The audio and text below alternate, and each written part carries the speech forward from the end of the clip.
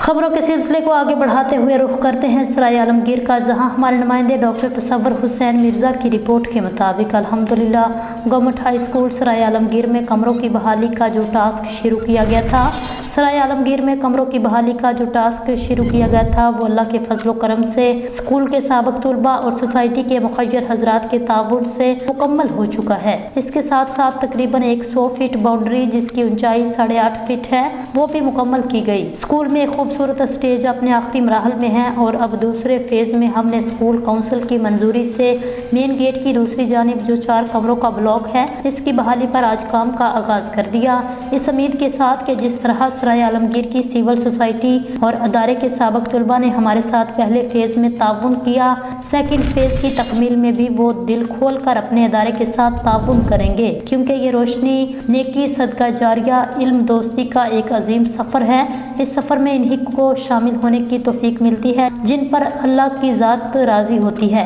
इस अजीम सफ़र पर आपको दावत ताउन दी जा रही है ताकि सेकंड फेज को भी जल्द से जल्द तलबा के लिए मुकम्मल किया जा सके। प्रिंसिपल गवर्नमेंट हाई स्कूल सराय आलमगीर।